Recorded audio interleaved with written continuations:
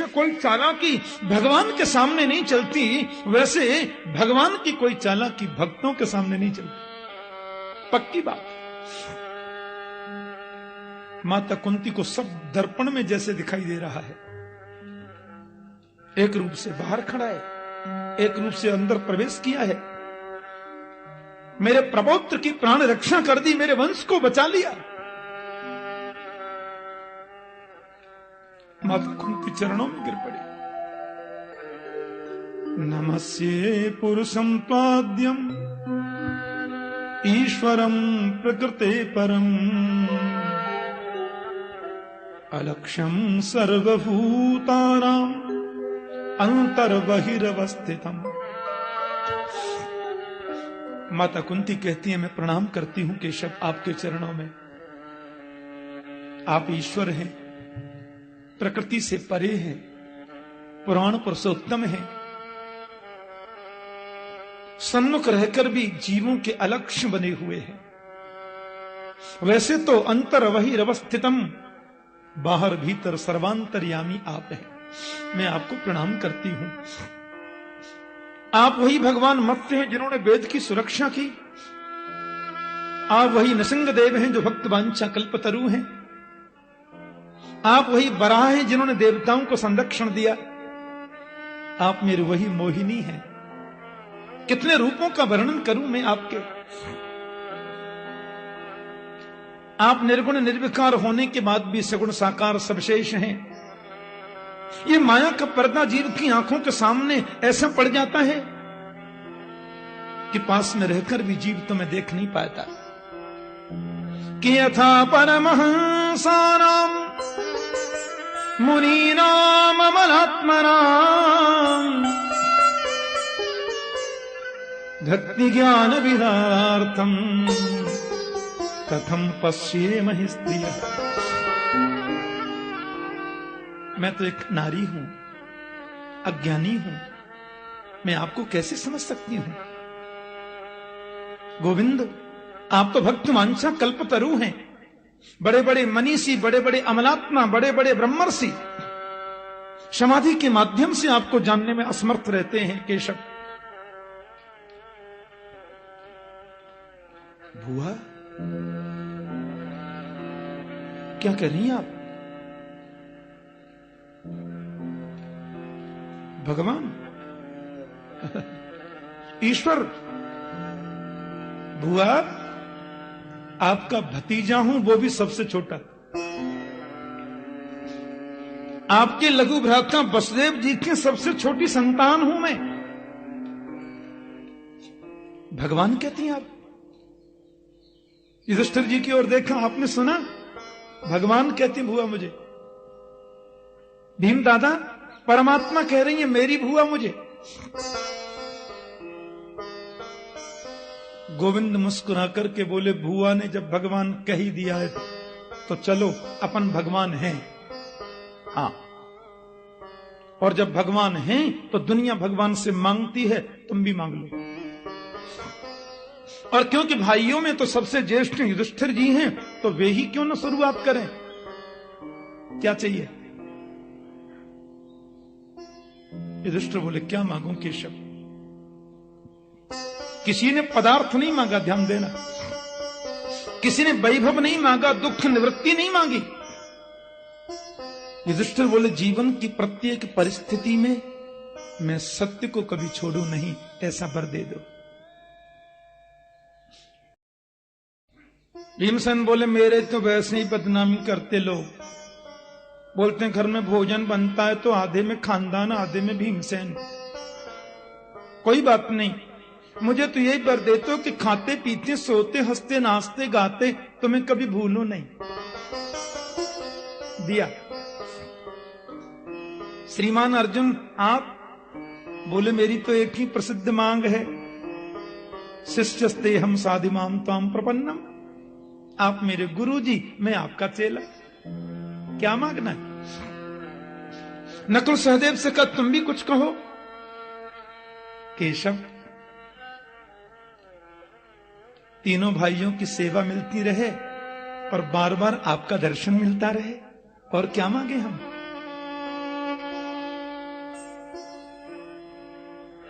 द्रौपदी से पूछा, देवी आप? द्रौपदी बोली, मेरे तो सखा हैं आप, ये भाव कभी मेरे मन से निवृत्त न हो। आपने सखी कहा दुलार से, ये भाव बनाए रखना केशव।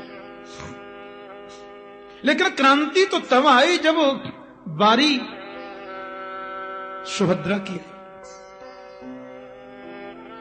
गोविंद ने सुभद्रा की ओर देखा, तुम भी कुछ कहो बहन। प्रभु की बहन है, जो मांगोगी सो देंगे। ब्रह्मा और शिव का पद भी मांगोगी तो निसंकोच भाव से दूंगा। त्रिलोकी का ऐश्वर्य भी चाहिए तो आज जरूर दूंगा, भुआ ने भगवान कहा है मुझे। द्रौपदी को लगा खास बहन है, पता नहीं क्या मांगे। माता कुंती को लगा मेरी छोटी बहू कोई संसार की वस्तु न मांग ले। वैसे जानते तो सभी हैं कि गोविंद की बहन है, यह गलती हो नहीं सकती। मांगो। सुभद्रा के सिर पे हाथ रख दिया, जो मांगेगी सो देंगे। सुभद्रा ने अपनी साड़ी का पल्लू ऐसे कर दिया, जो मांगूंगी दोगे, मांगना। कृष्ण त्वदीय पद पंकज पंजरान्ते अद्यैव मे विशतु मानस राजहंस। कृष्ण त्वदीय पद पंकज पंजरान्ते अद्यैव मे विशतु मानस राजहंस। प्राण प्रयाण समये कफवात पित्तै कंठावरोधन विधौ स्मरणं कुतस्ते। बस यही वर दे दो गोविंद, मेरा मन रूपी राजहंस आप ही आज ही आपके चरणों में लग जाए। मेरा मन आपके चरणों के अलावा कहीं जावे ही नहीं। क्या कहा? मेरे चरणों की भक्ति ना समझ है। लोगों को जब दिखना बंद हो जाता है, कानों से सुनना बंद हो जाता है, हाथ से माला छूट छूट के गिरने लग जाती है, कमर 3 जगह से टेढ़ी हो जाती है, 32 दांत निकल के बाहर आ जाते हैं, तब लोग मेरी भक्ति करने चलते हैं। तो अभी से इस अवस्था में इस अवस्था में मेरे चरणों की भक्ति मांगती है। बोली प्राण प्रयाण समय कफवात पित्तै। क्योंकि प्राणों के प्रयाण का समय जब आता है गोविंद, कपिल जी कहते हैं कंठे घुर घुरायते। सांख्य में भगवान कपिल उपदेश करते हैं, प्राण प्रयाण समय, प्राणों के प्रयाण का समय जब आता है तो कंठ अवरुद्ध हो जाता है। कंठावरोधन विधौ स्मरणं कुतस्ते। बचपन से अभ्यास न रहा, मन बचपन से तुम्हारे चरणों में न लगा तो बुढ़ापे में क्या खाक लगेगा। इसलिए अद्यैव में विशतु मानस राजहंस, आज ही लग जावे, ऐसा आशीर्वाद दे दो। मृत्यु के समय तुम याद आओगे, इसकी गारंटी क्या है? क्योंकि जन्म जन्म मुनि यतन कराही, अंतराम कहियावत नाही। अंतिम समय तुम्हारी याद आती नहीं गोविंद, भूल जाता है जीव तुम्हें।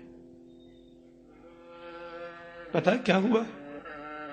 सुभद्रा ने जब ये मांगा तो गोविंद उठकर के आए और दौड़कर सुभद्रा को गले से लगा ली और प्रेम के आंसुओं से सिर को भिगोते हुए पांडवों की ओर देखते हुए सीना तान करके बोले, मेरी बहन है। संसार की वस्तुओं को प्राथमिकता कैसे दे सकती है? मेरा बहुत आशीर्वाद। संसार की वस्तु तो किसी ने मांगी नहीं, किसी ने प्रेम मांगा तो किसी ने भक्ति मांगी, तो किसी ने भजन की शक्ति मांगी, किसी ने सन्मति मांगी, किसी ने भजन और ज्यादा बढ़े मांगा, किसी ने याद बनी रहे मांगा। कुंती बोली, मैं क्या बोलूं केशव? प्रभु ने कहा, कुछ भी बोलो। बुआ, तुम्हें बोलने में देरी होगी पर मैं देने में विलंब नहीं करूंगा, तू बोल तो सही। माता कुंती ने बस हाथ पसार दिया, बोले देना है तो मुझे सिर्फ एक ही वर दे दो केशव, कि विपदः सन्तु न शश्वत तत्र तत्र जगद्गुरो भवतो दर्शनम् यत् स्यात् अपुनर्भव दर्शन। कुंती बोली, मेरे जीवन में विपत्ति पर विपत्ति आती रहे, दुख पर दुख आता रहे, और मुझे कुछ नहीं चाहिए। एक विपत्ति दूर नहीं हो दूसरी आ जाए, दूसरी दूर नहीं हो तीसरी आ जाए, विपत्ति पर विपत्ति पर विपत्ति आए, ये वर मेरी झोली में दे दो। गोविंद बोले, भुआ क्या मांग रही हो तुम? ये दुख भोगते भोगते तेरा पेट नहीं भरता? जीवन में तुमने कभी सुख पाया है? मुझे एक भी दिन तुम गिना दो भुआ, तो तुमने जीवन में कभी सुख पाया हो? आज फिर दुख, आज फिर तुमने दुख मांग लिया। जरा कुंती के चरित्र पर हम लोग एक नजर डाल करके देखें। जन्म हुआ मथुरा में, महाराज सूरसेन की लाडली बेटी, नाम था प्रथा। लेकिन प्रथा का जन्म हुआ, सूरसेन के परम मित्र आ गए महात्मा कुंती भोज, और वो प्रथा को गोद ले गए। नाम था प्रथा, कुंती भोज ने नाम रख दिया कुंती। बालक ये तो समझता ही है, जन्म मेरा कहीं हुआ, पालन कहीं हो रहा है। तुम्हारा बचपन सुख से नहीं बीता। बड़ी हुई, शादी हो गई कुंती माता की, तो पति मिला पीलिया का मरीज, जन्म से ही पीलिया का मरीज, महाराज पांडु। पांडु महाराज की दो पत्नी, बड़ी पत्नी कुंती, छोटी पत्नी माद्री। बचपन सुख में बीता नहीं, पति मिला तो पीलिया का मरीज। उस पति का भी कोई सुख नहीं, क्योंकि पति को भी शाप लगा है कि तुम सहवास की कामना से अपनी पत्नी के पास जाओगे तो तुम्हारी मौत हो जाएगी, मर जाओगे। एक नारी के लिए इससे बड़ा कष्ट और क्या होगा।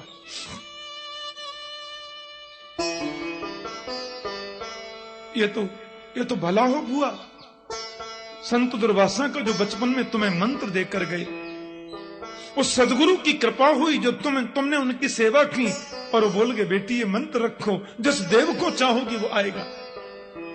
उस मंत्र की कृपा से 3 आपके, 2 माद्री के 5 पांडव हुए। तो हुआ पति भी तुम्हें मिला तो पीलिया का मरीज, उस पति का भी कोई सुख नहीं, और भर जवानी में उस पति की मौत हो गई। एक दिन वो अपने मन को काबू में न रख सके, महाराज पांडु माद्री की ओर आकृष्ट होकर के चले, और माद्री का स्पर्श करते काम भावना से तुरंत मर गए। माद्री ने सोचा मेरी वजह से पति के, वो पति के संग सती हो गई, अपने दोनों बेटे कुंती को दे गई। पति भी मिला पीलिया का मरीज, उस पति का भी सुख नहीं, उस पति की भी भर जवानी में मौत हो गई। एक भारत की विषम परिस्थितियों में पलने वाली विधवा नारी ऐसी परिस्थिति में अपने 5 पुत्रों का पालन कैसे कर सकती है, जिसके 5 पुत्रों को मारने के लिए गांधारी के 100 बेटा 24 घंटे तैयारी में रहते, सिवाय इसके कोई काम नहीं कि पांडवों को कैसे मारा जाए। कभी तेरे पुत्रों को जहर देके मारना चाहा, कभी लाक्षा भवन में जला करके मारने का षड्यंत्र किया, कभी भरी सभा में तेरी पुत्र वधू को अपमानित करने का प्रयास किया, निर्वस्त्र करके उसको अपमानित किया। 12 वर्ष का वनवास, 1 वर्ष का अज्ञातवास, उसमें भी हर तीसरे दिन कोई न कोई नाटक करने पहुंच जाते कौरव। पर हुआ तेरा आशीर्वाद, तेरे पुत्रों ने कभी धर्म को नहीं छोड़ा, धर्म के विपरीत कभी नहीं चले। उसका परिणाम क्या हुआ जानते हो? 13 वर्ष का वनवास भोगने के बाद पांडवों को विजयश्री मिली, युद्ध में कौरव मारे गए, ये तकलीफ ही थी। और आज तेरे बेटा युधिष्ठिर महाराज भारत के सम्राट बने, तुम राजमाता कहलाने की अधिकारिणी बनी, जीवन में तुमने कभी सुख पाया नहीं, और आज भरी सभा में तुमने मुझे भगवान कहा और मैंने तुमसे मांगने के लिए कहा, तो आज झोली पसार के तुमने फिर दुख मांग लिया।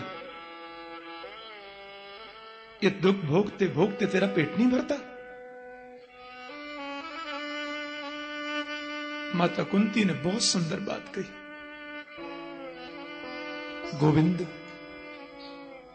जिस दुख में तुम्हारी याद आती है वो दुख नहीं, सबसे बड़ा सुख है। क्योंकि विपदो नैव विपदः संपदो नैव संपदा, विपद विस्मरणं विष्णो संपत नारायण स्मृति। वास्तव में तो विपत्ति को विपत्ति नहीं कहते, संपत्ति को संपत्ति भी नहीं कहते। सबसे बड़ी विपत्ति तो यही है कि जीव तुमको भूल जाए। विपद विस्मरणम विष्णु संपत नारायण स्मृति। हनुमान जी ने कहा सुंदरकांड में कि कह हनुमंत विपत्ति प्रभु सोई,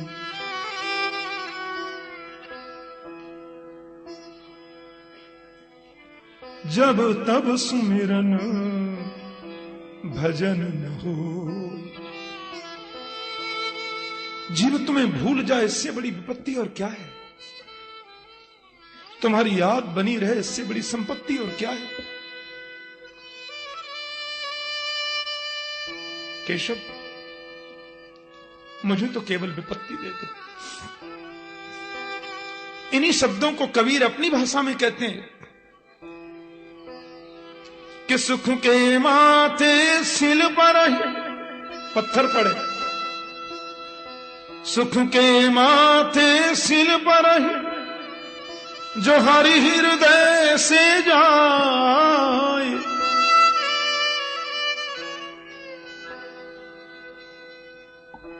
बलिहारी वहां दुख की जो पल पल नाम जपा। ऐसे सुख को लेकर के क्या करें? ऐसा वैभव, ऐसा साम्राज्य लेकर भी क्या करें जो भगवान को भुला दे? बलिहारी व दुख की जो पल पल नाम जपाए। क्योंकि भवतो दर्शनम यत्स्यात् अपनर्भव दर्शनम। मैं कहां तक गिनाऊं? जब जब मेरे पुत्रों के जीवन में, मेरे जीवन में संकट आया, पता नहीं तुम्हारी क्यों याद ज्यादा आई, और जब जब तुम्हारी याद आई तब तब तुमने दर्शन दे दिया। हे केशव, ऐसे दुख को तो मैं अपना सबसे बड़ा साथी मानती हूं। मेरे पुत्र को विष दिया गया, आपने रक्षा की। लाक्षा भवन में जलाने का प्रयास किया, आपने रक्षा की। और वन में जहां जहां संकट आए, जहां जहां विपत्तियां आई, आपने बचाया। मैं कहां तक गिनाऊं? अभी अभी आपने मेरी पौत्र वधू के गर्भ में प्रवेश करके मेरे प्रपौत्र को बचा लिया। तो आज गोविंद मेरे सामने जो खड़े हैं वो उस दुख का ही तो फल है। और जो दुख मुरलीधर से मिला है वो दुख नहीं है, वो तो सबसे बड़ा सुख है। प्रभु ने कुंती को प्रणाम करके कहा, नाम हुआ यह मैं बिल्कुल नहीं दे सकता।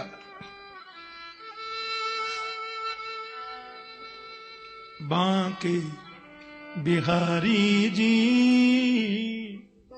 दूर करहु दुख मेरा, बांके बिहारी जी। दुख की परिभाषा बताएंगे। दुख मेरा अवध बिहारी जी दूर करहु दुख मेरा, अवध बिहारी जी दूर करो दुख मेरा। सुना है जो तेरे दर पे आवे, सुना है जो तेरे दर पे आवे, उसके सब दुखड़े मिट जावे, उसके सब दुखड़े मिट जावे। शरण तुम्हारी जी दूर करो दुख मेरा, शरण तुम्हारी जी दूर करो दुख मेरा। बांके बिहारी जी दूर करो दुख मेरा, ये बांके बिहारी जी दूर करो दुख मेरा। जन्म जन्म का मैं हूँ भटका, जन्म जन्म का मैं हूँ भटका, बेड़ा आज भंवर में अटका, बेड़ा आज भंवर में अटका। पार करो बनवारी जी दूर करो दुख मेरा, आओ बारी जी दूर करो दुख मेरा। मेरे बांके बिहारी जी दूर करो दुख मेरा, बांके बिहारी जी दूर करो दुख मेरा।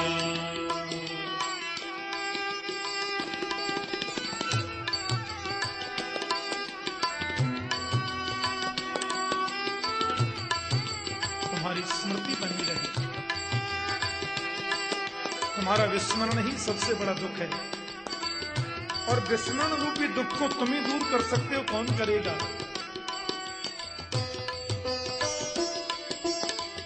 सुंदर भाव है।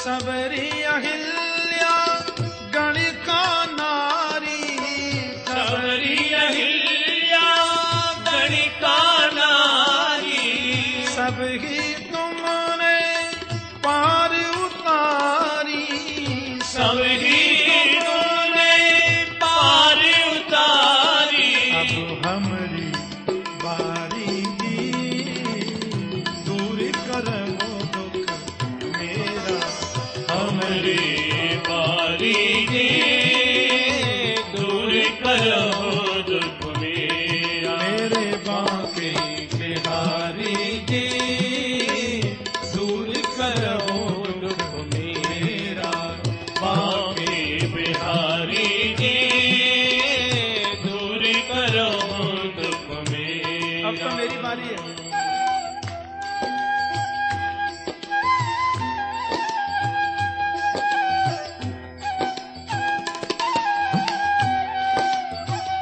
तुम्हारी कृपा से संभव है।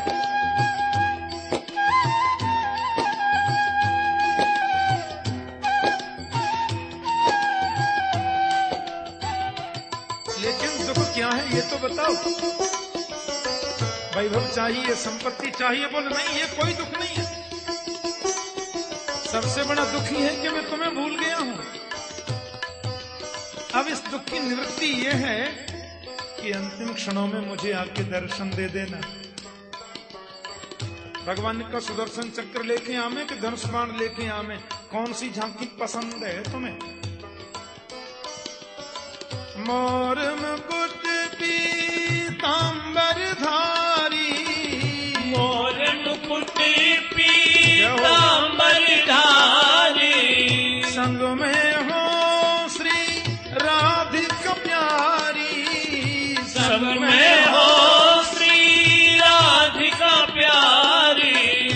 संग में हो ब्रस भान दुलारी, संग में हो भान दुलारी, मोहन गिरवर धारी जी, दूर करो दुख मेरा गिरवर धारी जी, दूर करो दुख मेरा।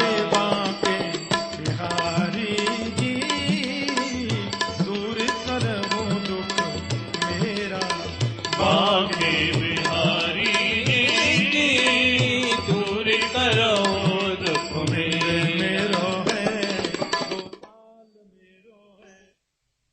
दो टूक मना कर दे, बहुत भोग लिया, बहुत हो गया, ये नहीं दू पाऊंगा मैं। कुंती बोली दुख नहीं दे सकते, एक काम तो कर सकते हो। गोविंद बोले क्या? बोले स्नेह पास मिमाम छिंदी, ये जो ममता की डोर बंधी है ना, इसको तोड़ दे गोविंद। इतना तो कर सकते हो। अब मैं बिल्कुल निवृत्त होना चाहती हूं। मैं चाहती हूं कि वृत्तियां संसार में भटकना बंद कर दें और तुम्हारे चरणों से जुड़ जाएं, बस। इसलिए स्नेह पास मिमाम छिंदी।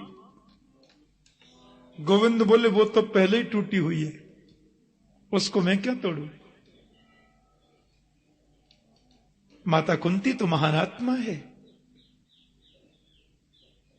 प्रभु ने भक्ति का वचन दिया, उत्तरोत्तर तुम्हारी भक्ति बढ़े, और जहां भक्ति जाती है वहां गोविंद तो ऑटोमेटिक जाते। लेकिन कुंती माता को प्रभु समझा करके भोजन आदि से निवृत्त होकर के रात्रि में गोविंद ने देखा कि युधिष्ठिर के कमरे में रोशनी आ रही है। क्या बात है? अच्छा, कृष्ण गोविंद जो हैं वो युधिष्ठिर जी को पिता तुल्य आदर देते हैं। वो हैं भुआ के बेटा, बड़े भाई, लेकिन गोविंद उनको पितृ तुल्य आदर देते हैं। युधिष्ठिर जी को बहुत सम्मान देते हैं। भीमसेन से तो कभी कभी विनोद भी कर लेते हैं, अर्जुन से तो बहुत प्यार रखते हैं, और नकुल सहदेव के प्रति वात्सल्य दृष्टि है। लेकिन युधिष्ठिर को तो प्रभु प्रणाम करते हैं। गोविंद आ गए रात के समय युधिष्ठिर के कक्ष में। दादाजी क्या बात है? महाराज, युधिष्ठिर जी आंख बंद करके बैठे और आंखों से आंसू झर रहे हैं। क्यों रो रहे हैं आप? गोविंद में बहुत बड़ा पापी हूं। अरे क्या करना है इस पृथ्वी के टुकड़े का? मेरी इस लोकेशणा ने कितना बड़ा अन्याय कर दिया, तुम्हें मालूम है कन्हैया? राज्य पद की इच्छा ने कितना बड़ा अनर्थ कर दिया। लाखों स्त्रियां विधवा हो गईं, हजारों बच्चे अनाथ हो गए, कितने वीर मारे गए बेमौत। ये मेरी वजह से हुआ, क्योंकि मेरे मन में यह इच्छा थी कि मैं भारत का सम्राट बन जाऊं, मैं भारत का राजा बन जाऊं, हस्तिनापुर का अधिकार मुझे मिले। क्या करना इस टुकड़े का?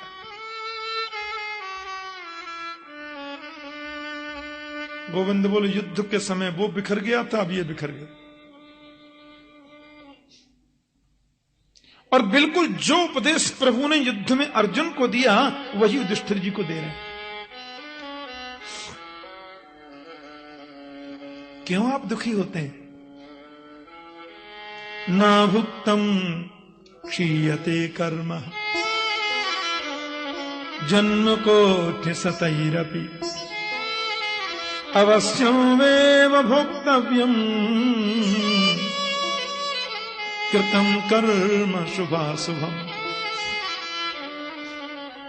व्यक्ति जो करता है सो भोगता है। आपने मारा ये सोचते क्यों हैं?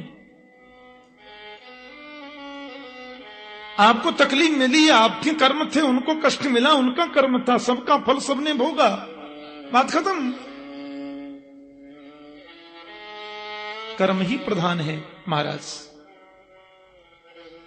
कोई न काऊ सुख दुख करे दाता, निज कृत कर्म भोग सुनिभ्राता। लक्ष्मण जी महाराज निषादराज गुह को उपदेश करते हैं।